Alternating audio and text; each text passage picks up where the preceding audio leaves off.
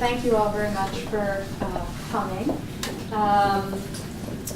I'm Louisa McCall, and I'm co-director of Artists in Context, and Marie Chieri is the editor.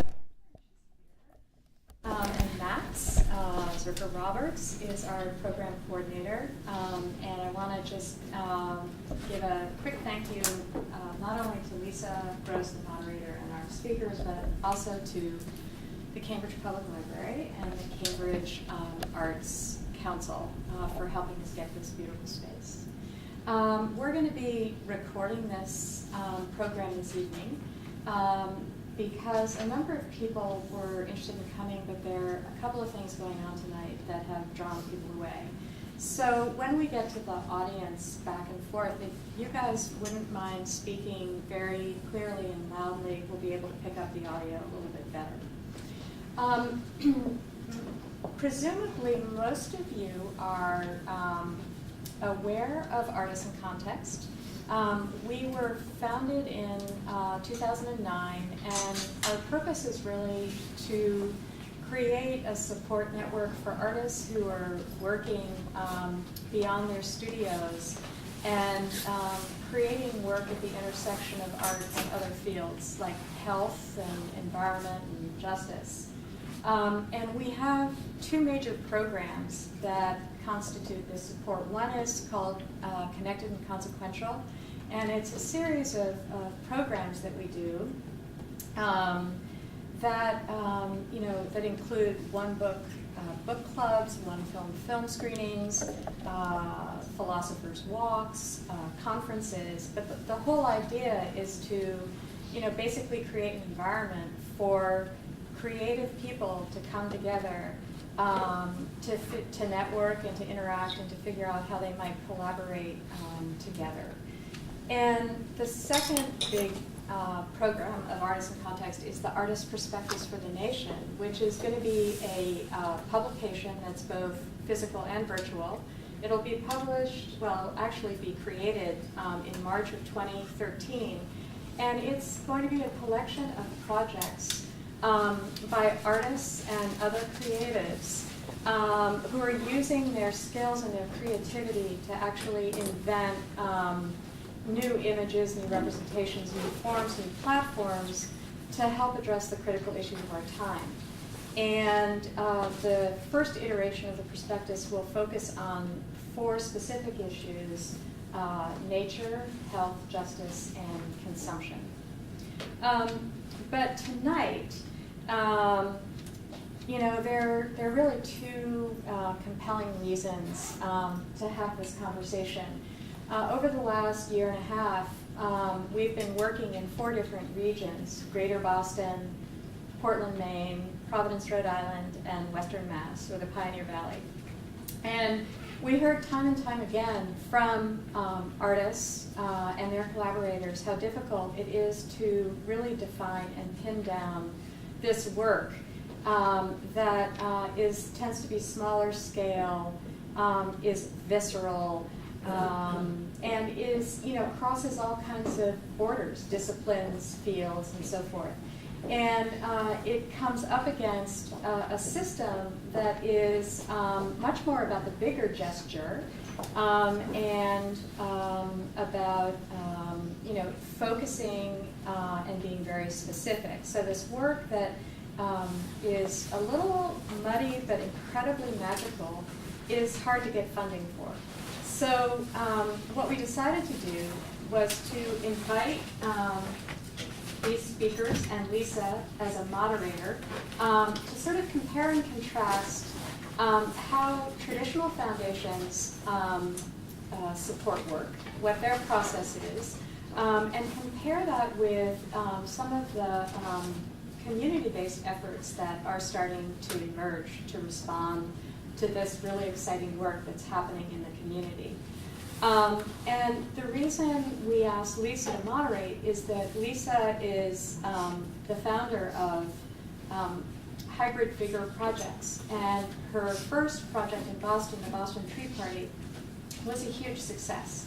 But Lisa, as a practitioner, really represents this domain, and she's in the process of trying to figure out how to sustain her work. And so we thought she'd be a great person to pose questions. So, without further ado, Lisa Gross, go ahead, introduce me.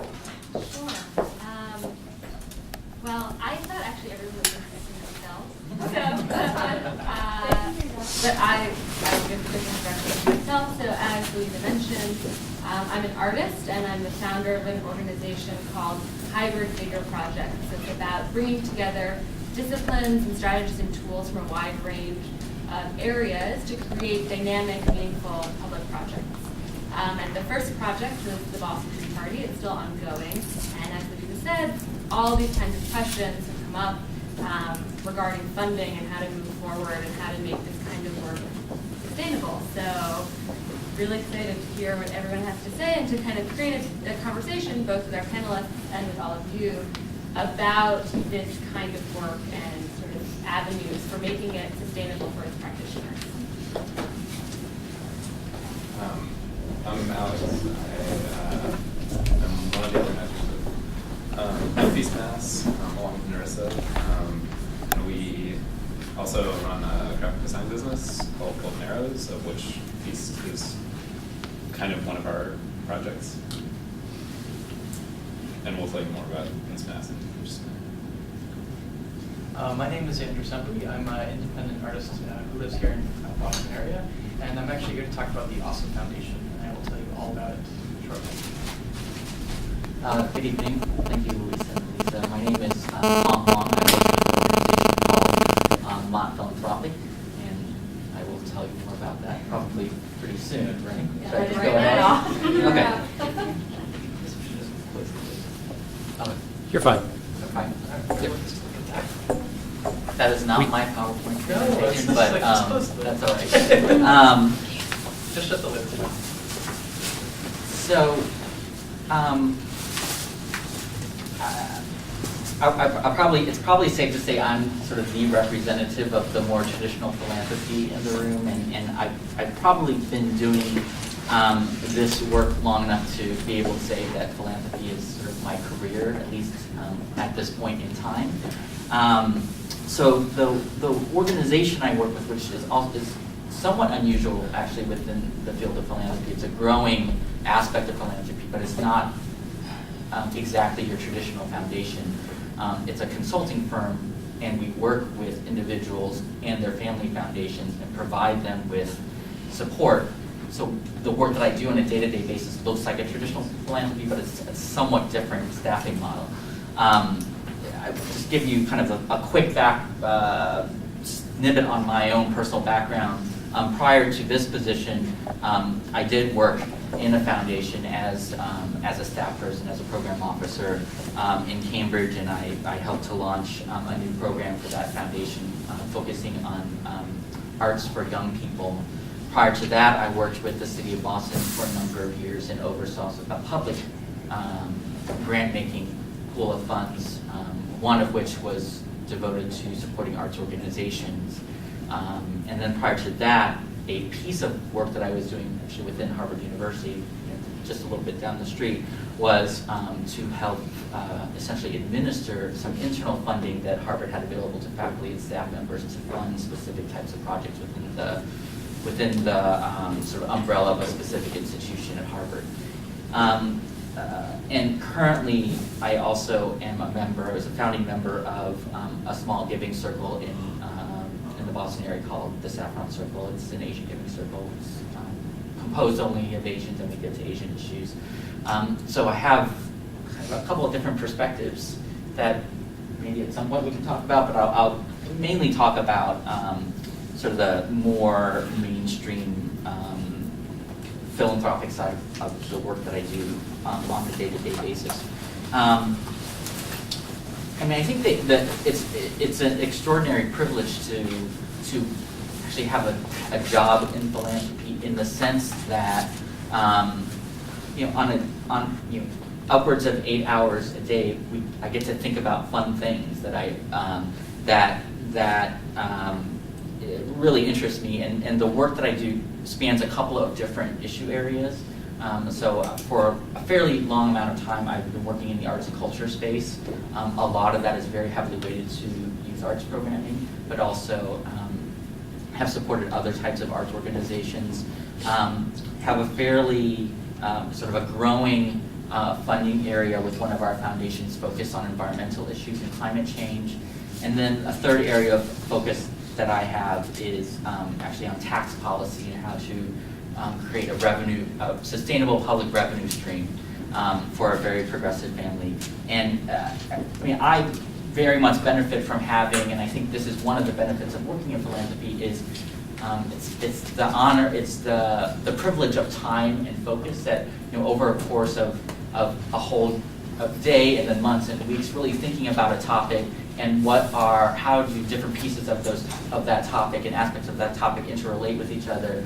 And fundamentally, at the end of the day, the questions I'm able to ask and ask with my colleagues are, what are the types of sort of interventions and funding that we can do in philanthropy to push a system in a certain way, and how you push a system depends a lot on what your foundation wants to do, what the board of your foundation wants to do, sort of married with your own personal perspective and your analysis of that system. And I find it really rewarding. I think having sometimes that 40,000-foot perspective and being able to live at 40,000 feet for a good amount of time allows you to make a set of connections. So, at first glance, the issue of climate change and arts and culture may not seem as if they have a lot to do with each other. And then if you add on tax policy on top of that, there may not be a lot of places where that is intersecting. But in fact, there's a huge intersection there. So one of the pieces of work that I've been very interested in really the last 6 months is this idea of cultural organizing. And what does cultural organizing look like in our country? How is engaging people through culture able to sort of shift our views about, what taxes should look like in our country, as an example, or is climate change really a problem or not a problem, or how do we engage with the idea of climate change as not sort of 350, but what happens in our own backyard, to our parents' families, if you're sort of from an immigrant family, from the place where your family comes from. So for me, having those connections across sort of somewhat disparate issue areas is really interesting. I think it's in some ways a privilege to kind of have a stable job that pays me a salary every 2 weeks to do that. And so on that front, a strength of sort of the traditional philanthropic model is having essentially somebody's time and attention on an issue. I think the other one that's somewhat the obvious strength of the model is sort of an aggregation of financial resources. So I think we hear all the time that one of the foundations I work with gives out $40 million a year, and our arts portfolio is $6 million, and we're able to give out grants that are a certain amount of money, $50,000, $25,000, and that ability to access those resources is certainly a privilege and a strength of the model. I think, though, despite all the things that I think that are really wonderful and important about philanthropy, there are actually really big limitations of the traditional philanthropic model.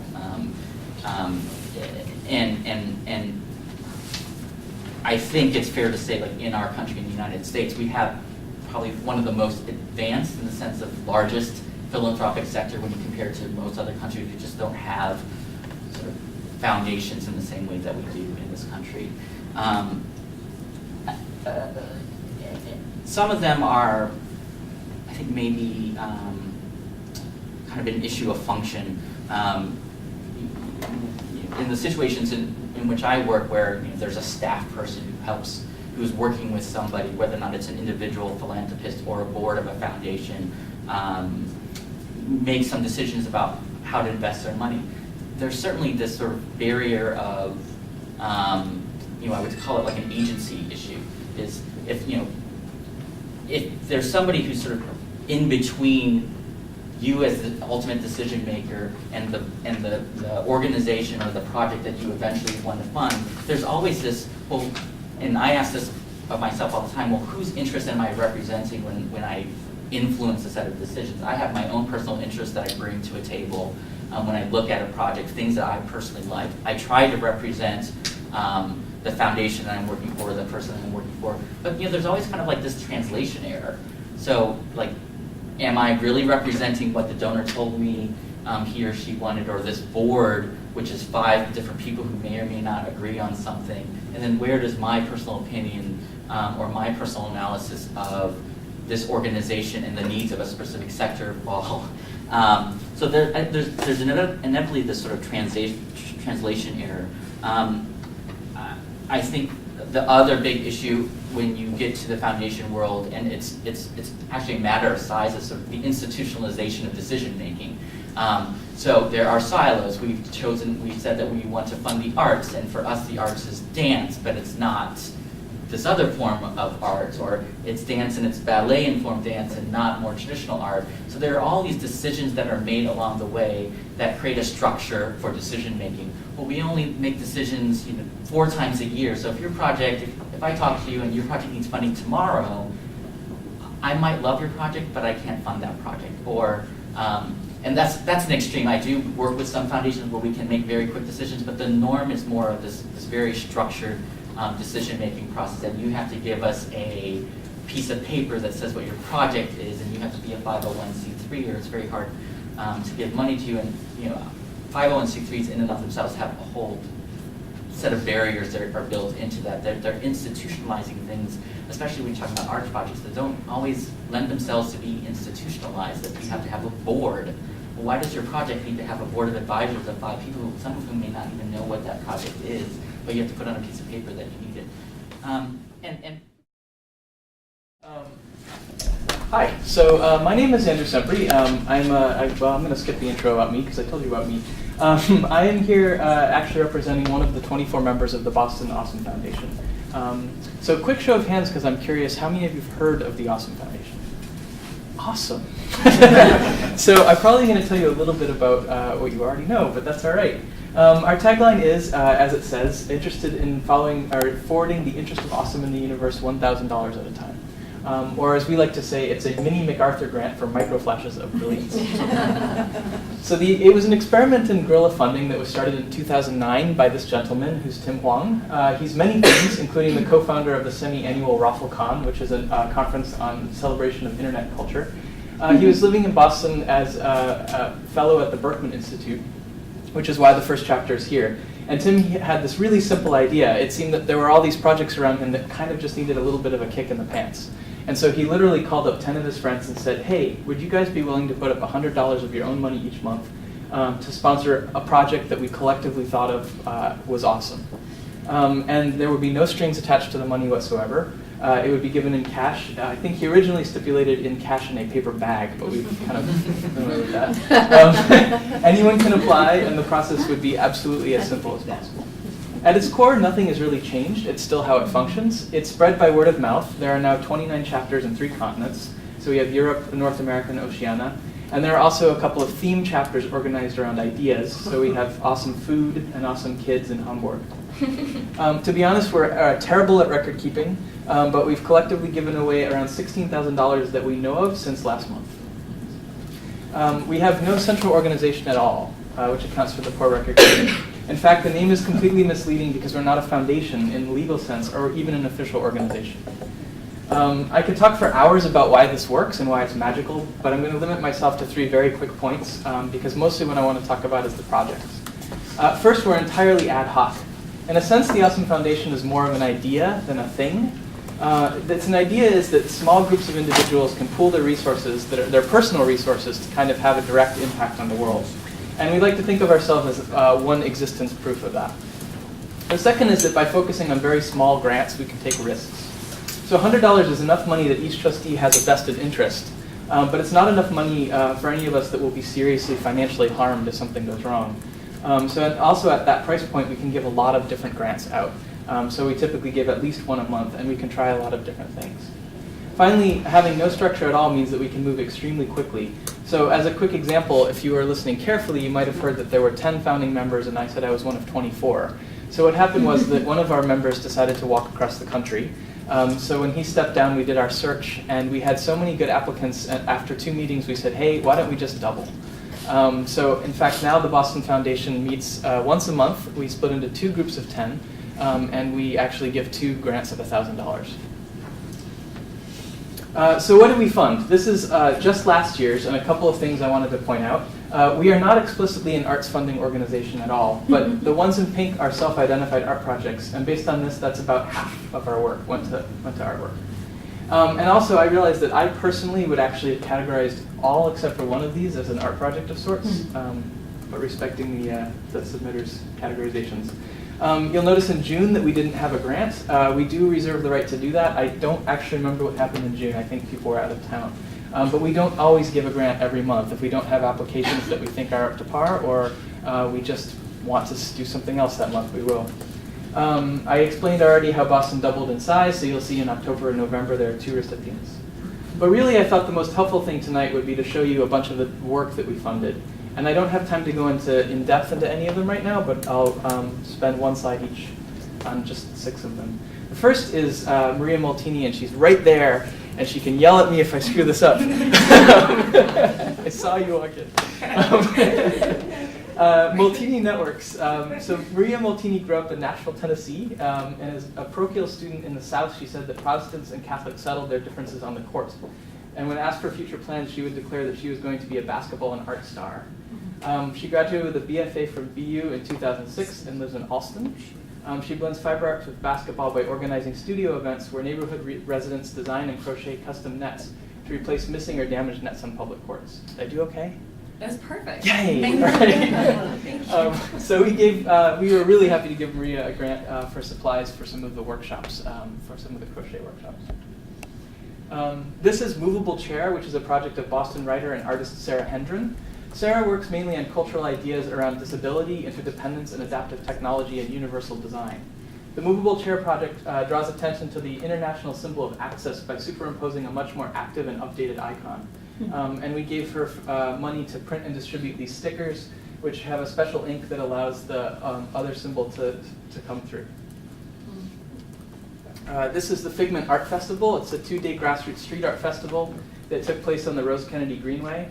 It began in New York City, and it also happened in Jackson, Mississippi, and Detroit. It's, think public street fair, but with sort of an art bent. It's entirely volunteer and has attendance in the tens of thousands. And we basically just gave them the grant to kind of help make that happen. Jay Critchley is an artist who's based on the Cape. Yay. Good. His proposal began, I have recently acquired 1.5 historic Cape Cod outhouses. And in fact, this is him in the middle, salvaging one of the outhouses in P-Town. These are the owners on the sides. Jay's proposal was to refurbish the outhouse, put it on wheels, and turn them into portable traveling galleries.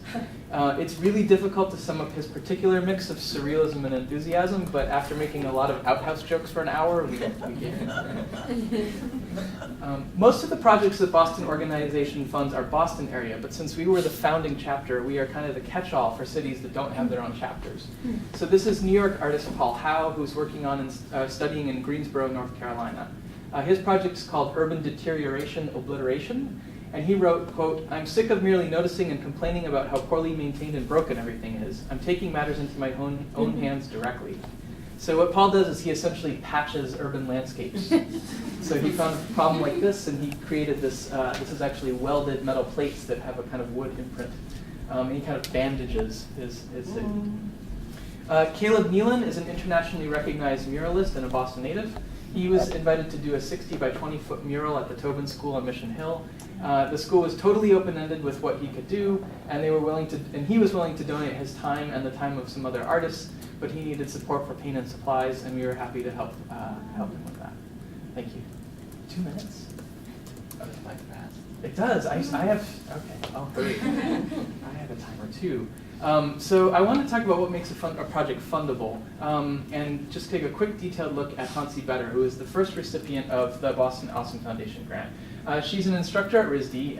Her firm designed, among other things, the interior of the Diva Lounge in Davis Square, which you might have seen.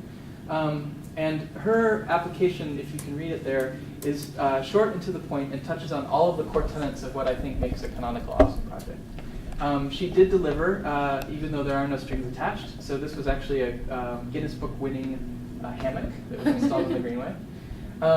So here it is. So in keeping with our anyone can apply and we are ad hoc mantras, we deliberately don't publish project requirements. And in fact, everything I'm about to say, I promise you can find at least one project that doesn't hit these requirements. But I still think it's a generally good list. So one, it's specific. So lots of people will apply and they'll say, I'm awesome, and they probably are. But if they don't say anything more, we're less likely to give them the money because we actually want to see a thing happen. Two, it appears doable but probably won't get funded elsewhere. So that's a pretty broad category too, but there's a lot of stuff that maybe it would be well served by a company or some other sort of organization. Three, it could use about $1,000, not 100. So this isn't going to be too much, and not 100,000. So the exception to that is that if you apply and you say I'm $1,000 short, we might kind of top you off. But generally speaking, if you say I have a $500,000 project, it's a really great idea, I'm just getting started, I need $1,000 to fly to somewhere and tell someone about it, not so much.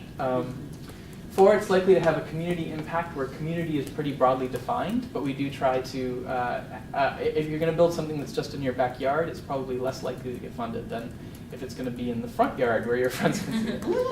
And exhibits awesomeness, which is really difficult to define, but I hope I could show you or showed you a few examples and you can get a little bit of sense of kind of the curiosity and wonder that we're trying to facilitate.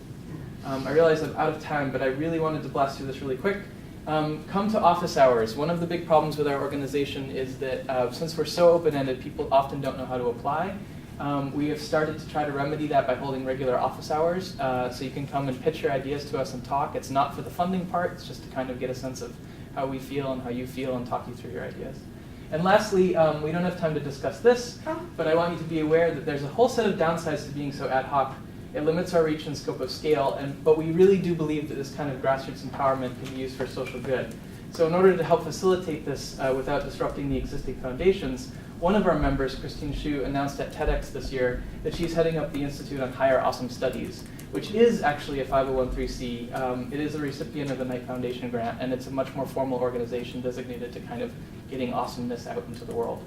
And I will stop there. You can find information on all of this at these two sites. Thank you.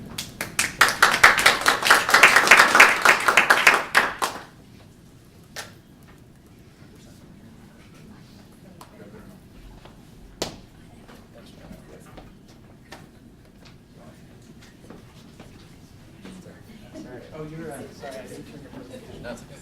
You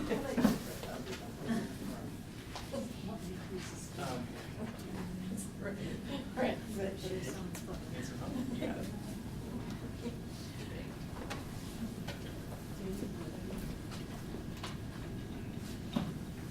Hold on. Sorry.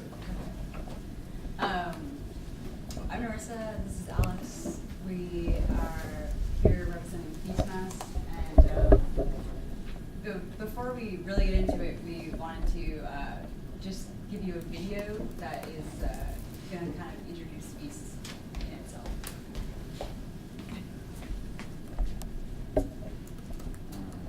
So this is from the third or fourth feast that we hosted, and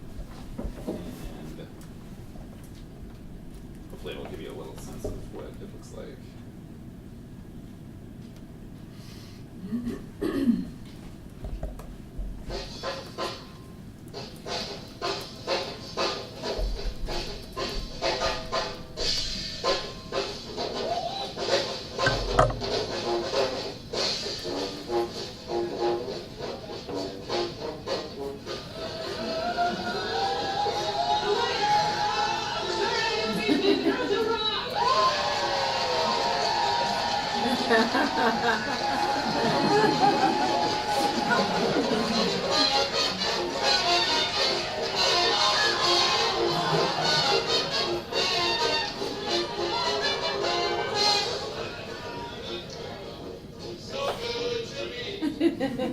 So that's Feast. Pretty much a scene like that will always happen. Now we seal the money bags.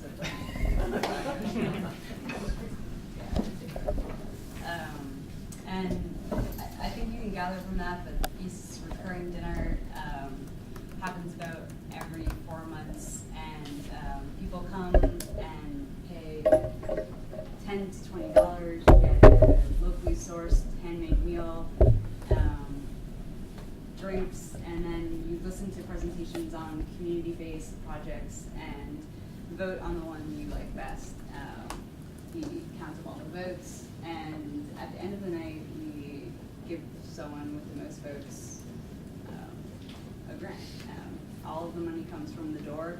It's one big package, and it's like a party and a grant making and networking art event. So,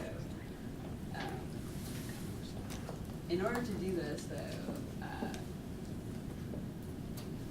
there's a bunch of us. This is the original, basically the original team of us that put it together in Boston. A few of our members went down to Brooklyn and went to Feast Brooklyn a year and a half or 2 years ago now, and brought the idea back here and asked if we wanted to start it, start a Boston chapter. Feast Brooklyn itself had gotten the idea from a group in Chicago called Incubate, who was inspired by all kinds of other sort of similar initiatives. And now there are a ton of different chapters around the country and around the world. But we started the Boston one, I don't know, about a year ago, a little more.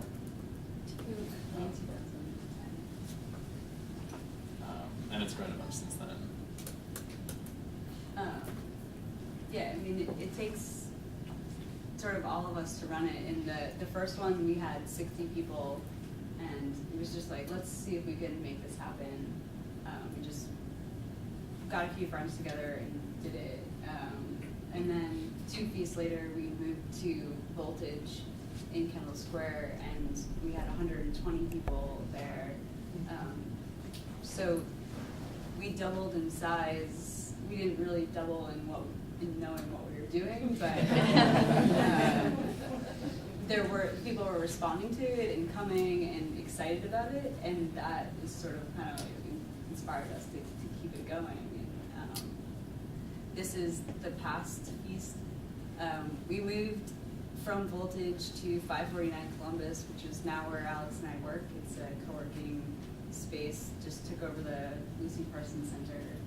And we had probably about 120 people there too. We sort of were just limited by how many people can fit in the room. This is also where we're going to host the next feast in March. And we're going to try some changes. At each one we kind of do things a little bit differently, so it's kind of an ongoing experiment. It's nice though, because now we, now that it's in a space of our own, we can like start piling the beer and the food a couple days in advance, and then before we literally like Voltage closed early, and then we had about an hour, and our volunteers came, and everyone just went crazy for an hour, blowing balloons and decorating and prepping food, but this is a little easier now.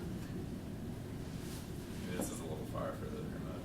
Yeah, lots of volunteers, lots of balloons. We get food donated for each one from local farms and from some local bakeries. We get beer donated, and we've had Taza donate chocolate to us. And what else? Mostly from a bunch of different farms in Massachusetts. And lately we've been wanting to emphasize the food aspect of Feast a little bit more. It gets recognized. It seems like more so for the arts and fundraising aspect, which is why we're here, of course. But we kind of started it with thoughts about pop-up restaurants as well, which I know I don't know, there was like a lot of talk about those at the time among our friends, and we were going to a couple pop-up restaurants and sort of wanted to combine that idea with this sort of arts funding model. And we've moved away from that a little bit, but in the next upcoming feast, we're going to try to like focus on the food and the sources of the food a little bit more. But I don't even know what that is. Yeah, lots of volunteers help us make food and serve it. It comes out looking like that. We usually post up the proposals on the wall so that people can read them while they're milling about and hanging out with each other before the actual presentations, so they get to read the full script of what they're going to be voting on. They eat food. It's usually kind of cafeteria style. At the most recent one, we asked people to bring their own place settings, plates and forks, and then wash them afterwards, so that we wouldn't have to buy disposable or. It saved us about $100, which may not seem much, but we can put that $100 directly back or give it out in a grant. So we're excited to do that. And since it's not that much money on the whole, like the more money that can go into that, the better. The first feast that we had, we rented a space and it was like $150 or something like that. But again, like if we could put that $150 into the grant, it's that much bigger. This is again at 549 Columbus, where our studio is. And Is that right? that's Charlotte. You saw her throw the money a few minutes ago, and she was one of our presenters, and we've had Christine Liu present and get the Boston Food Truck Festival. We had Charlotte, who won for the Girls Rock organization, doing after-school girls programming. She bought guitars and amps and stuff, and we had a bunch of presentations. We make them wear crowns so that people can go up to them during the night and sort of talk to them and ask them about their projects and get to know them. And I think that is one of the benefits of these, is that you sort of get to hang out with the people that you're going to give money to. This is Erica Hess. She won 2 times ago, and on Contain This, How Your Urban Garden Grows. It's like a container gardening in cities. And the more exciting that people's presentations are, the more enthusiastic they are about it, the more they talk to people, the more likely they're going to get funded. And that's really how it works. If you aren't excited about your idea, no one else will be. And, there are some happy winners right there in a sealed envelope. So one of the nice things about it is that it's really direct in the fact that you like give your presentation, and then if you win, you take home cash in an envelope and you can get started right away. That's one of the strengths. One of the weaknesses is that it's small and it's kind of hard to scale. So I think our biggest grant has been $600, and the next one hopefully will be a little bit bigger. But because it's very locally focused, it's good that it's in the community, but it's only so much, and it's kind of hard to get bigger than that. And then there's a lot of celebration afterwards. And I think that's pretty much our 10 minutes. Just a quick note. This is a group of a bunch of different like feast-like organizations from around the country who got together to do a big version in New York as part of the Creative Time Living as Form conference in October. Okay, I think we're out of time.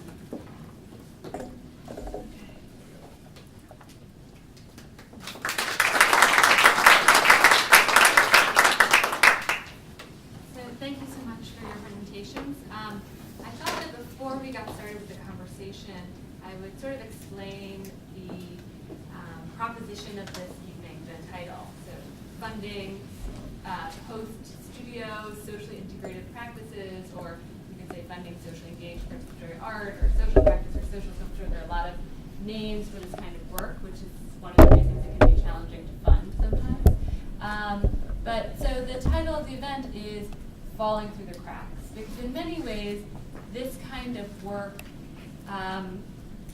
doesn't follow the more traditional and common model of arts funding, in that one, there often isn't a product or object that can be sold. That's a common form of income for artists.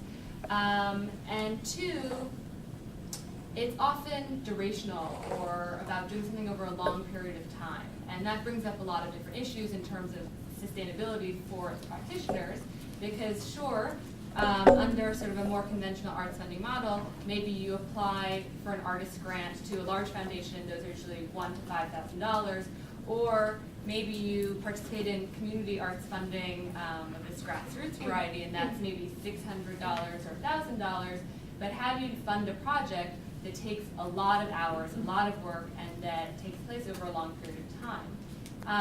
And so those are some of the ways that this kind of work falls through the cracks.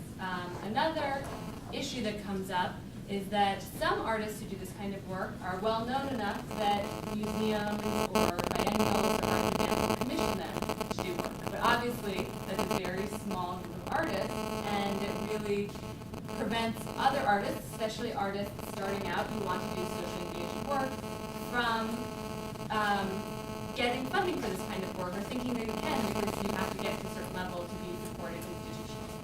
So those are kind of some of the issues. And also, as Hong pointed out, larger foundations usually choose to fund nonprofit organizations, so 501c3s. So obviously that restricts artists as individuals from applying to these foundations. So I guess I wanted to sort of start off this conversation. Some of you have kind of already started to talk about the advantages and sort of disadvantages of your models. But I was wondering if you could maybe talk a little bit more about kind of where you see the exciting parts of your model and the limitations of your model, and maybe some ideas you have for kind of leaping over those limitations that you see arising. Would you like us to start? Sure.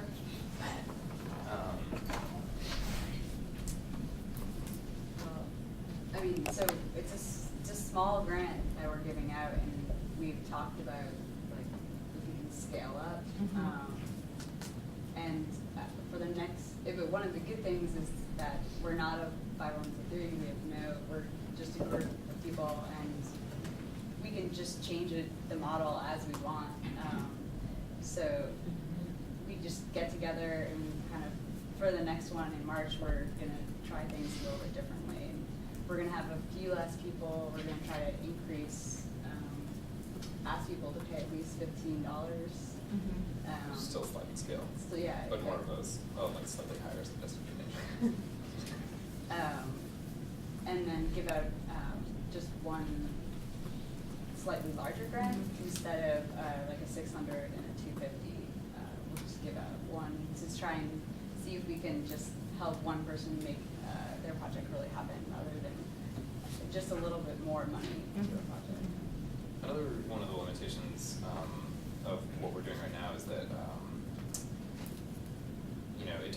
it depends on volunteers and a pretty good amount of time Bryce can put in, so it can get to be a lot of stress to that last like week or two before it happens. And it also depends in the past events that we've done, it's depended on the donation of food and drinks and things like that. So at the end we're giving out a certain amount of money, but it's coming, like if you trace it back from like donating food from farms, and what we're hoping to change in this one again is to be able to fund local farms also, so like supports not only the arts but some local food And issues. Hong, I'm curious what your thoughts were sort of watching these presentations on organizations that are operating very differently from the foundations that you work with. What was your response and reaction? Well, probably on one personal level, as I said, I'm a member of a giving circle, and it's a lot of work that you do, like outside. You find 3 hours on some Thursday night where you try to get 10 people in the same room to make a decision. It's not the easiest thing to do, and you're doing it out of just sort of a something you really want to do. It's a passion, but it's really challenging when you're donating your time, or you're trying to get coordinating across multiple people's schedules for, again, donated time. And it can be, it's really hard to sustain over, so we're in like, I think the 4th or 5th year of our Giving Circle, and every year I go through this, like, I don't know if I can do this for one more year, because gosh, I wish I had one more of my evenings a month back to do something else. Yeah. And I think some of my friends in the Giving Circle are feeling, but we're all sort of like, well, this is important work. Because otherwise, if we weren't doing it, who would be funding these types of projects that we're funding? So that's like my sort of personal visceral reaction. I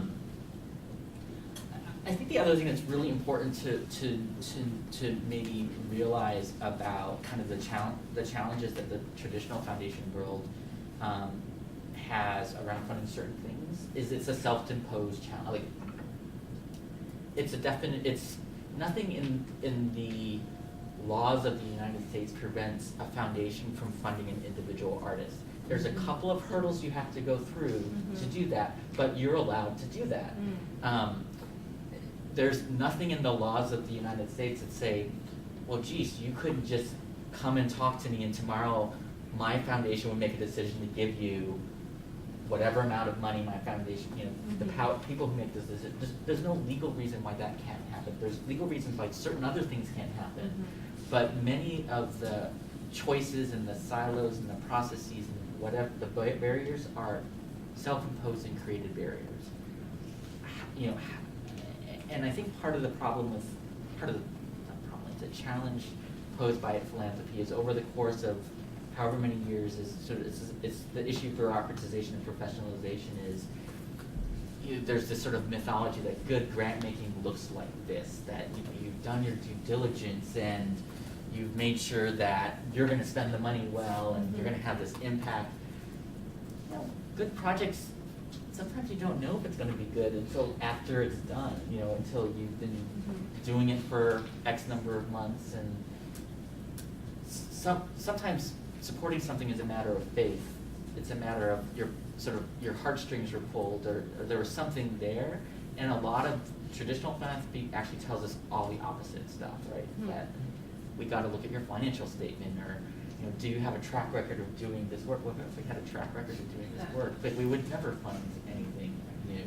And then all those people would be dead at some point, and then we'd never be able to fund it again. So, so there's nothing in actual this construct of philanthropy legally that keeps us from doing it. And I think we need to have, as philanthropy, one within our sort of ourselves have this conversation and find new ways to have these conversations in a kind of a strategic, forward-looking way of how do we converge on this? Or if you have a project that you guys thought was great and you gave it $1,000 and then they went out and they did it, is there a way to institutionally tell somebody who say, wow, we funded this project and you should give it the $10,000 that needs to reach more people? Right. And I mean. So I have a follow-up question to that, which is, what do you think then prevents larger foundations from either giving money to individual artists or from funding sort of socially engaged participatory public art practices or integrated post-studio art practices? I mean, what are the things that are holding foundations back from doing that? So a huge part of just institutional philanthropy is connected to the academic institutions. It grew out of this sort of these academic disciplines. So it's a lot of political science, influence philanthropy, sociology. Well, academic institutions are probably one of the most siloed. So, if you study sociology, why are you taking a political science course?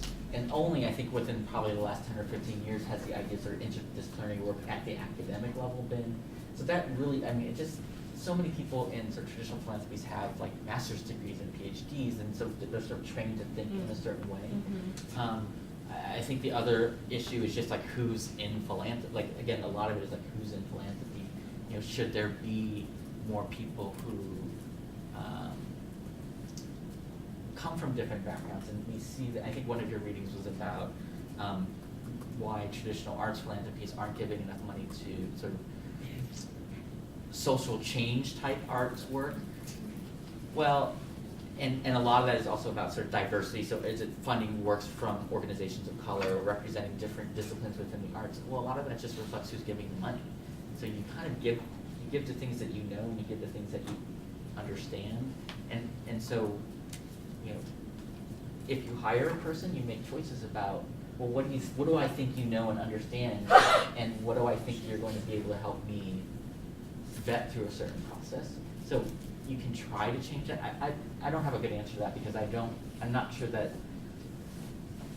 in a short period of time we can make the changes to get to, like, systemically to get to what you're getting at. I think what we could do in a short period of time is actually create the spaces in which different actual projects are being lifted up. So, you know, I mean, I've been wanting to go to Feast for your last couple of rotations, but I'm always like, oh, you just had it, and I don't know when the next one is, and so just getting people in the same spaces so you can learn about the projects is really important.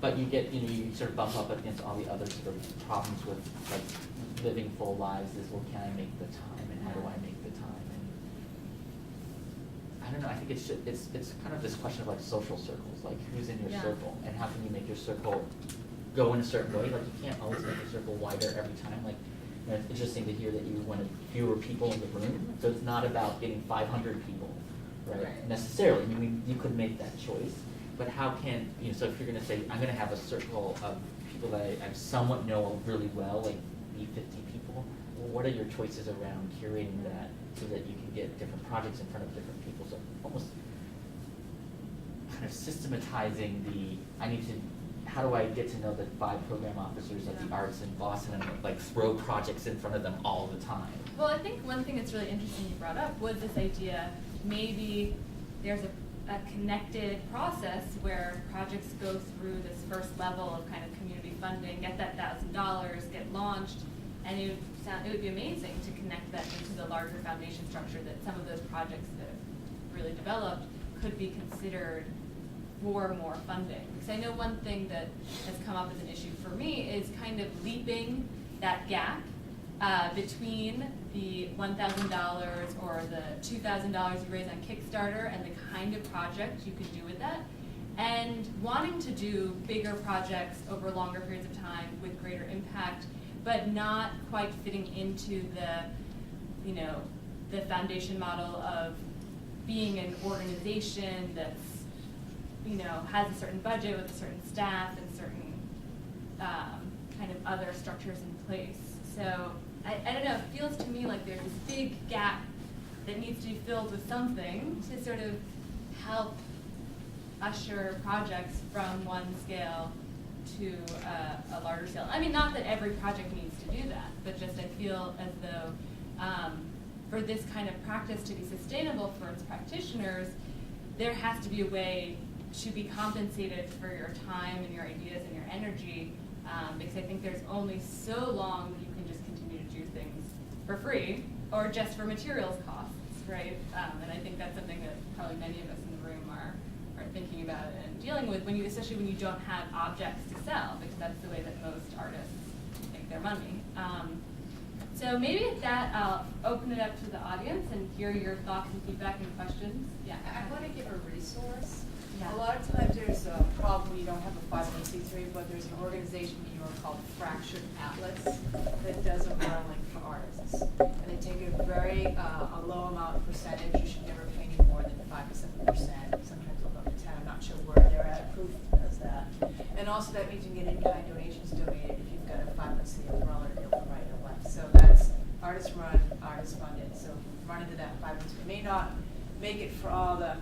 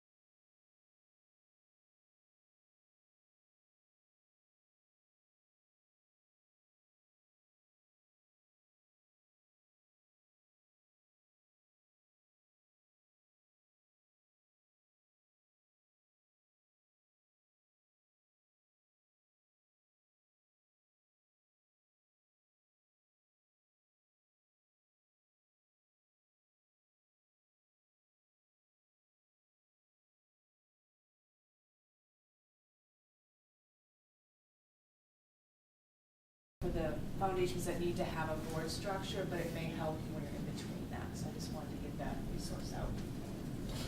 And just to add on to that, in Massachusetts, there's one called Assets for Artists, which is through the Mass Cultural Council. It's very similar. Other questions, comments, thoughts, ideas?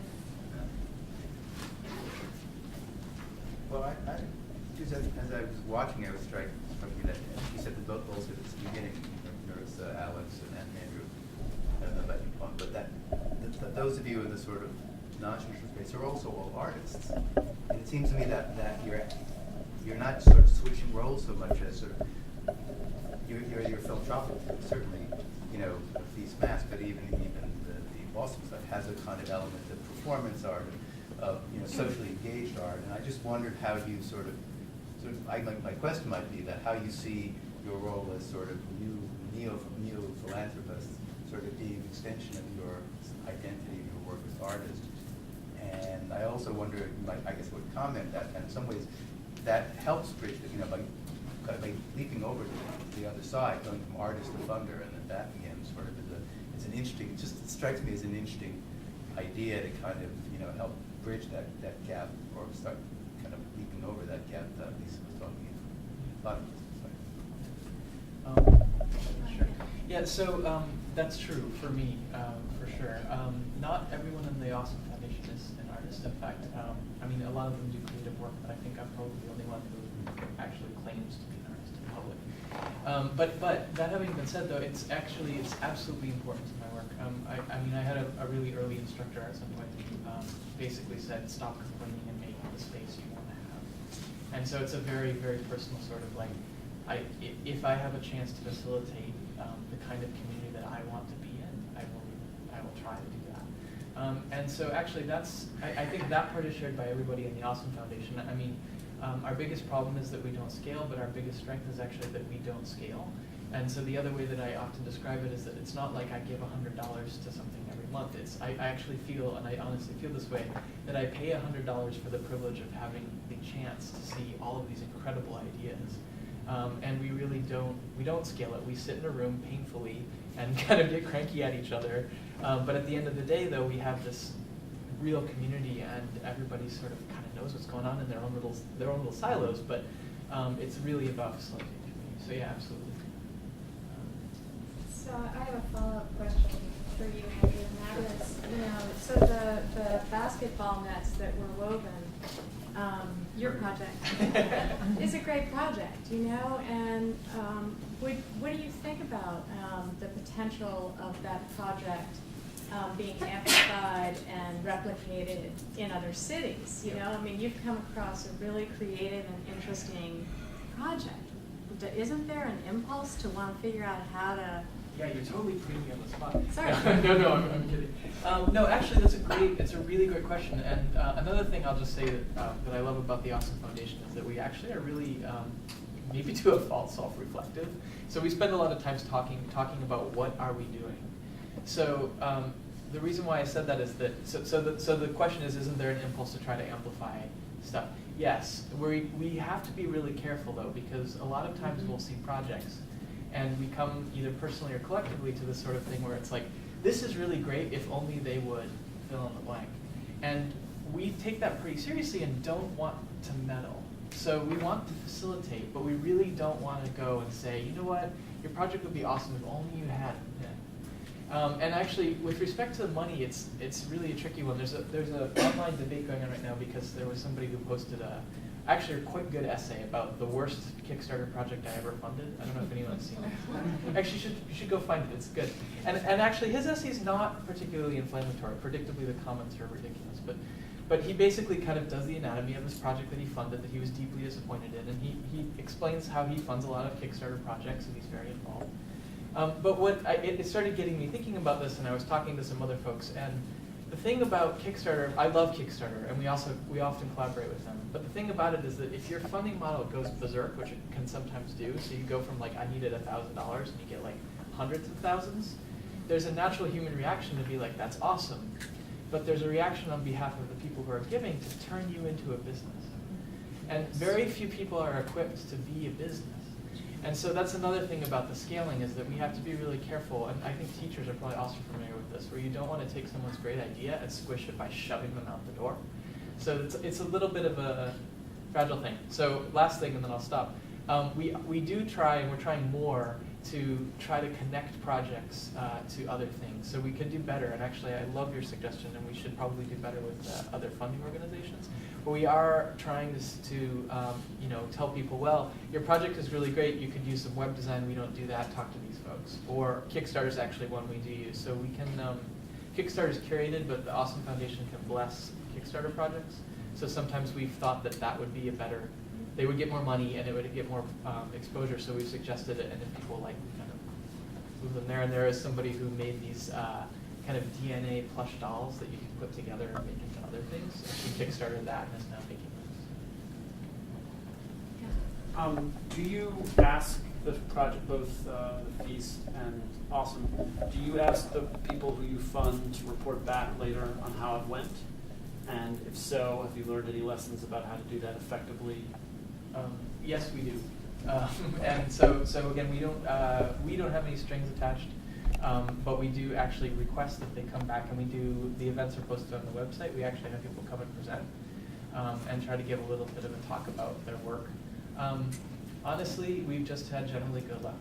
I mean, we've never, it's been as simple as asking, and people have done it. So I don't have any real tips other than ask nicely.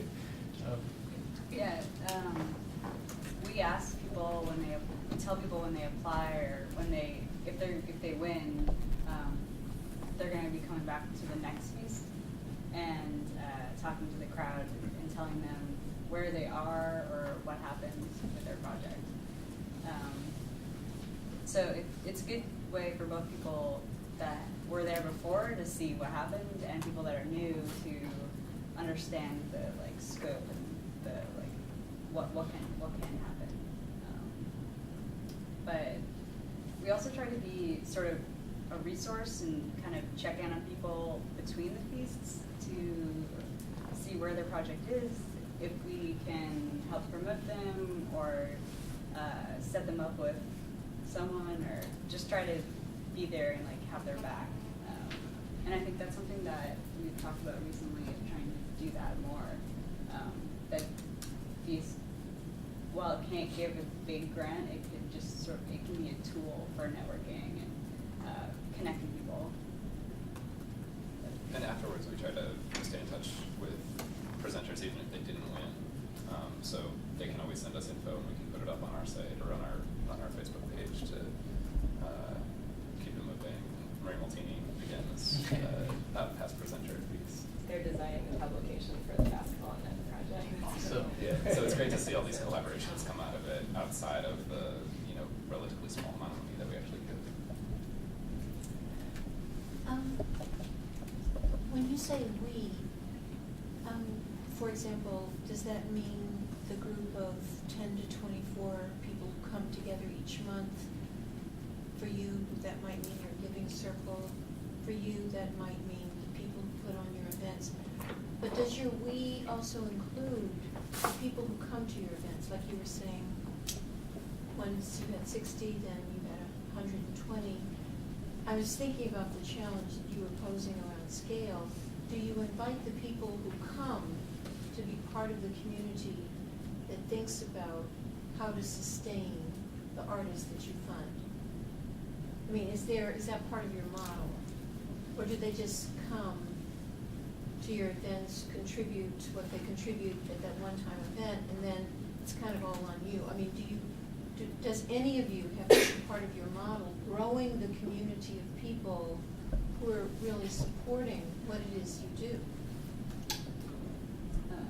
Well, the people you saw that sort of started Feast with us, most of those people I don't think are actually doing it anymore. And people that now are sort of helping cook and plan are people that have been to Feast, contacted us, and I wanted to do something. So we have a new kind of group of people that were interested in joining, and So here's what I mean. And I loved, whoever sent us the background, was probably you guys, Artists in Context. I love the background readings, and that's actually how I got introduced to Feast Mass and also Awesome. There's a whole community building part of it that you all attest to, of the people that you get together regularly to do this with. But I can imagine that there would be a whole, if I don't know if it's their interest, but I can imagine there being a model where the community building dimension is not just for the people who come initially and make the decisions, but that you are building community with people who come, and you're encouraging them not only to come back to Feast and not only to volunteer, but to become this community of philanthropists that's supporting the arts. And, you know, I can see how you can scale things with a bigger group of people who stay connected over time because you're really interested in what you're doing. I think one answer to that is that we as organizers of Feast Mass, consider ourselves much more as facilitators than philanthropists per se. I don't know if we've ever said the word philanthropist, and we're like flattered to hear it. But see it more as almost like a party that we can throw, or an art. I mean, it's an art project that we do, and that we continue to do, where we're trying to bring as many people together as possible, and we feel that Boston needs that, and hopefully that can be the spark for people to go out and do their own projects that get funded, but also come up with ideas for new projects. And I have a question for you guys, actually. Have you thought about moving beyond your demographic?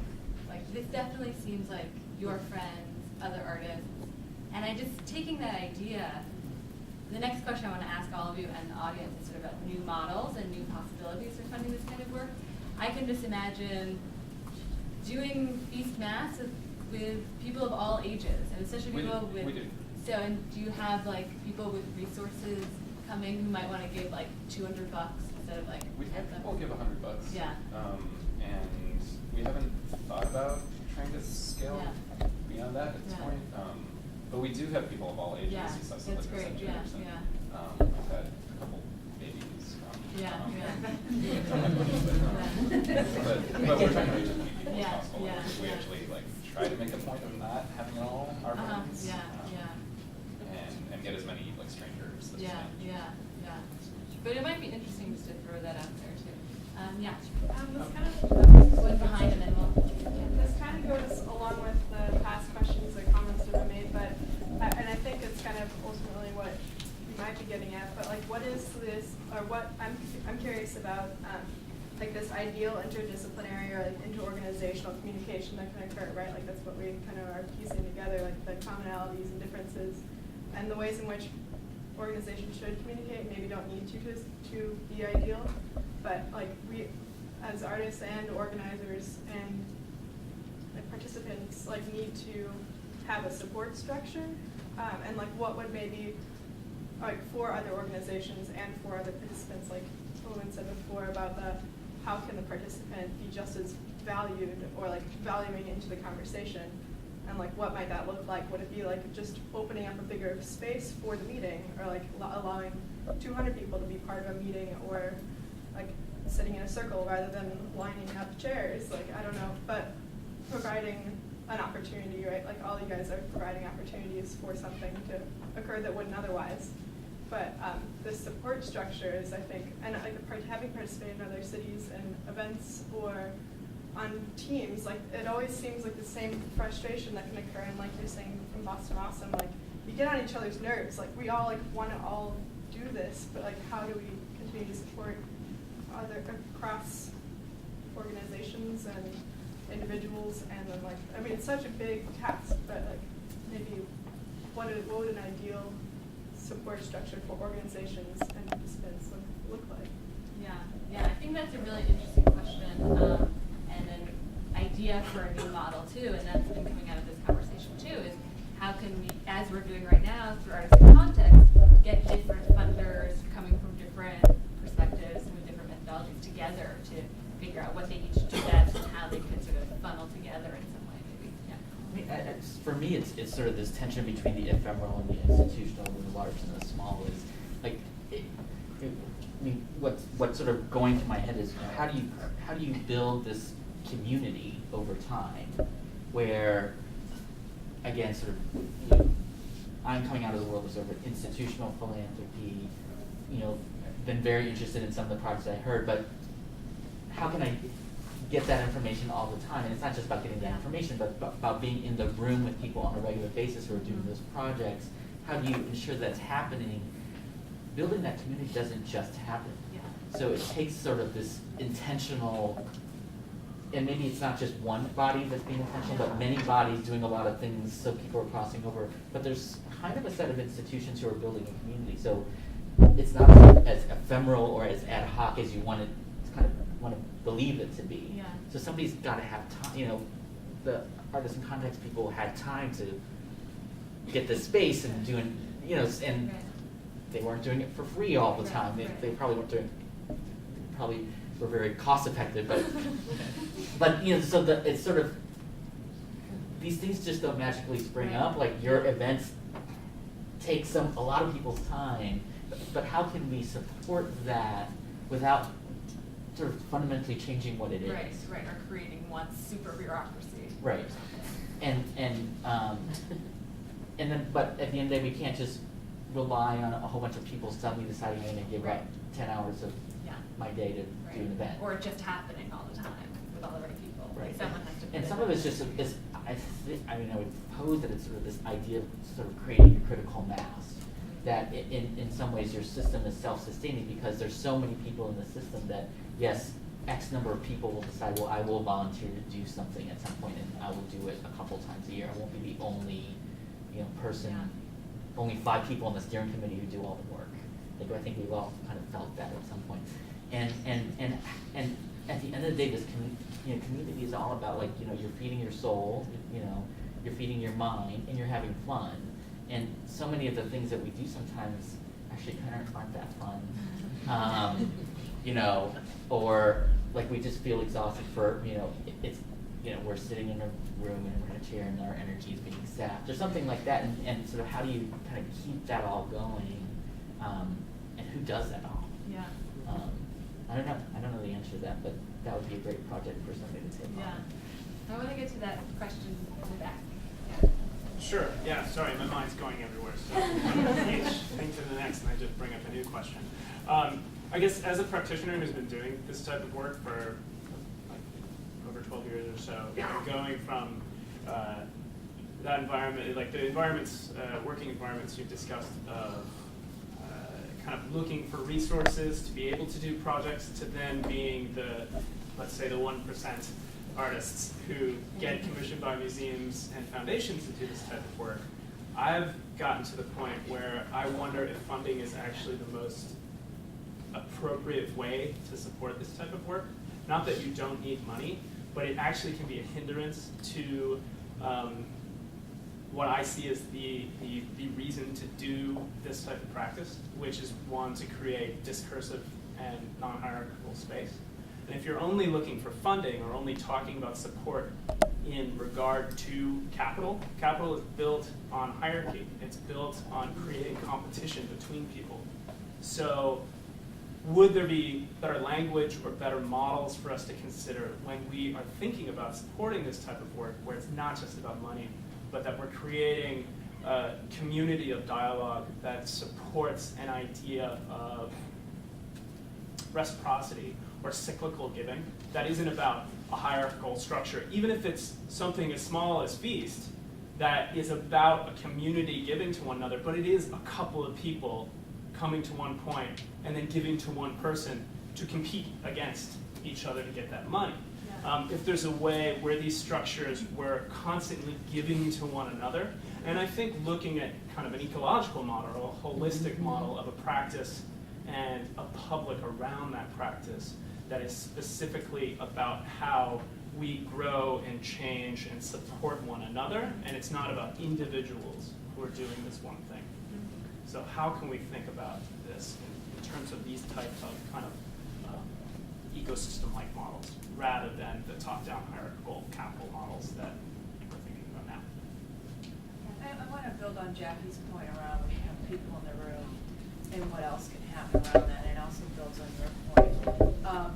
A lot of times we don't bring up discussions, and when you brought up both, what other structure we're all stuck in, which is what you're alluding to. And also, we don't also talk to the people who are the bigger superimposed structure, which I'm going to say the policymakers.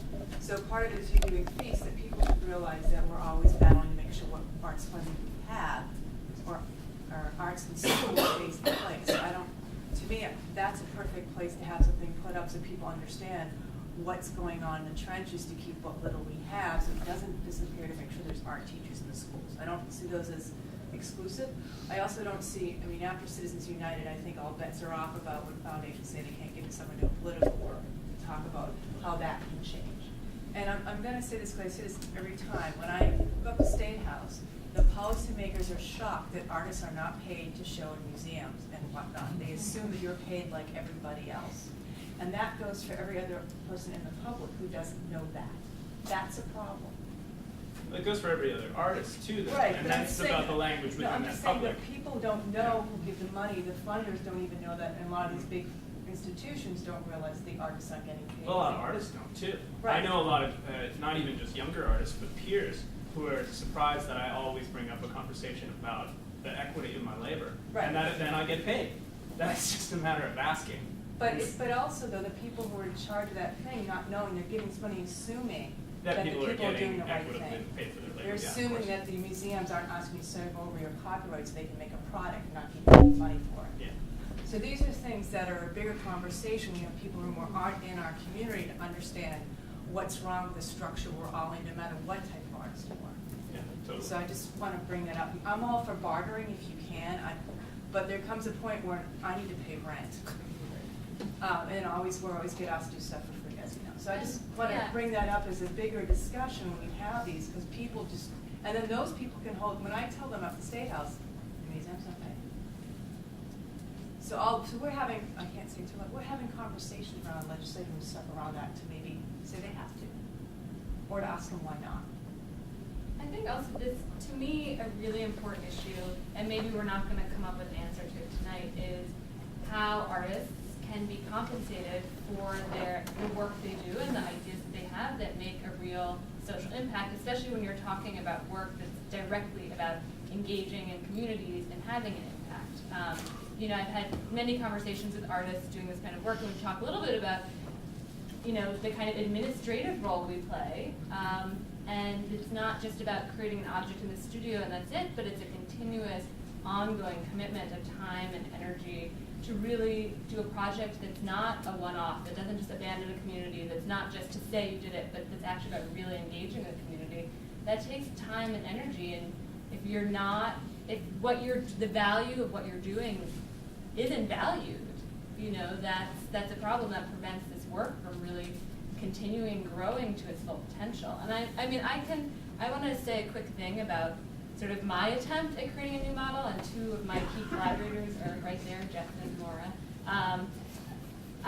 So together, we've started this organization, Hybrid Vigor Projects, and it's a nonprofit incorporated in Massachusetts, but we have a 501c3, actually Fractured Atlas is our 501c3.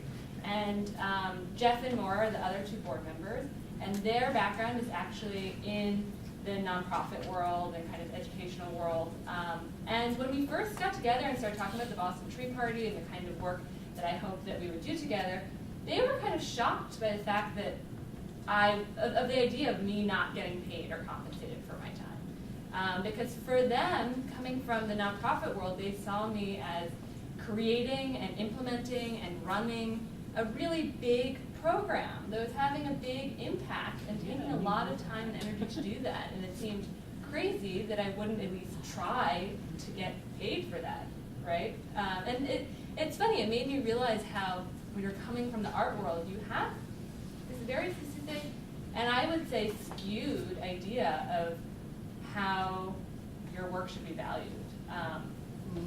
So we are kind of trying to create a model that's sort of walking this line between staying flexible, staying nimble, not getting institutionalized in a kind of narrowing way, but creating some sort of structure that allows us to fundraise, that allows us to hire people and pay them, because the more I do this work, the more I feel like I want to compensate other people working with me to do this.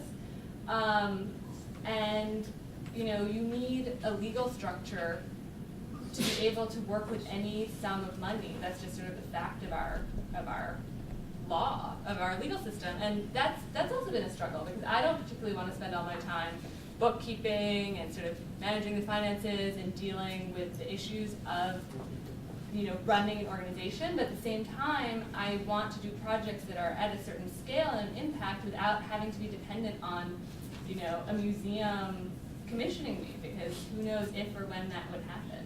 So, Louisa, yeah. Well, I was just going to say, we only have a few more minutes, so I just wanted to be sure that everybody who had a question or a comment was able to, yes. Yeah, this is kind of big to bring up at the end, but I feel like when you think about artists working with communities, for me there's a real problem with these cute one-offs. Like, I feel like there's something essentially exhausting about that. And I feel like what's missing for me in this discussion, and it's weird that I would say this because I am an artist, but like, where are the communities coming and saying, we need this? Like, we're looking for someone to work with gang members and have them tell their stories. Or we need someone who's gonna fix up this abandoned building and turn it into a youth center. I mean, I feel like there are real needs that communities have that artists can address. And I'm wondering, and right now they don't even, I mean, because the funding structures are not there and the civic imagination is not there, they don't even necessarily think to say, what, I mean, the Tobin School project is like a really good example, a counterexample to what I'm saying. You know, where they hook up with an artist, they say we want this, and you guys are able to fill in the missing piece. But how can we make that conversation really be happening? So, you know, that, and as an artist who wants an ongoing sense of this kind of connection, you know, I don't want to just be doing like one $600 thing here and $1,000 thing there. I want to get a sense of connection and credibility with the community, and then they'll think of me or someone like me, you know, or like, oh, she did this, you know, she made this magazine, or she made this theater piece with our people and it was really good. We want something else like that. So, just wondering about that, yeah.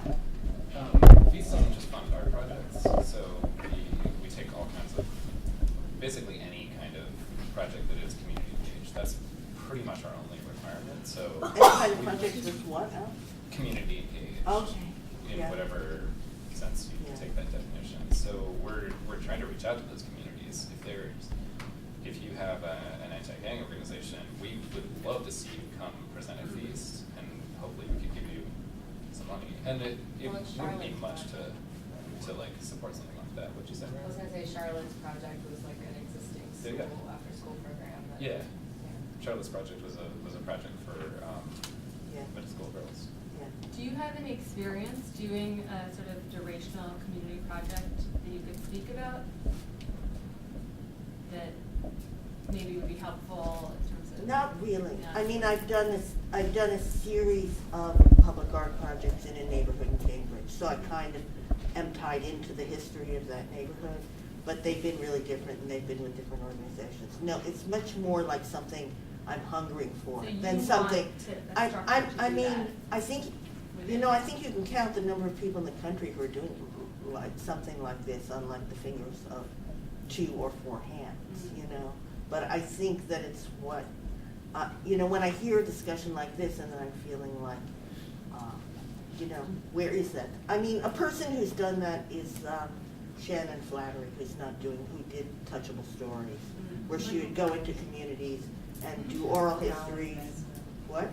Michael Dowling does it at Medicine Wheel. Yeah.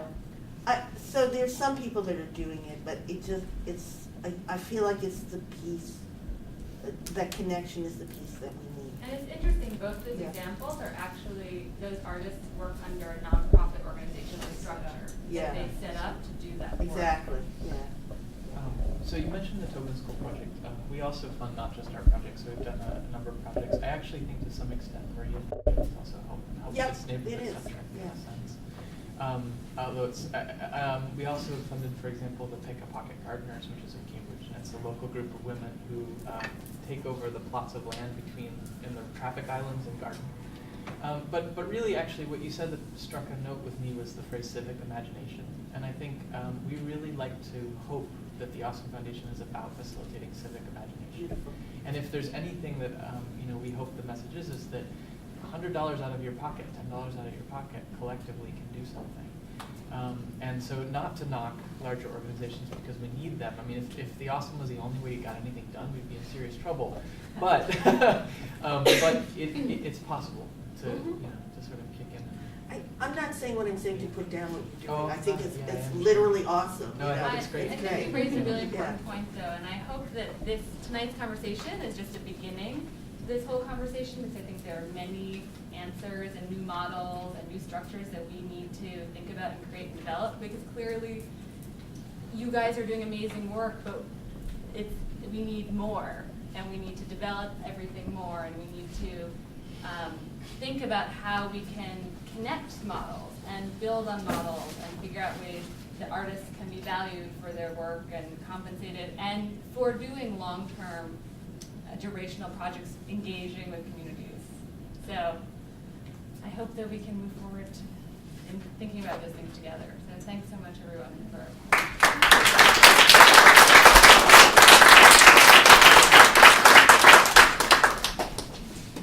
The library closes promptly at 9. There's a big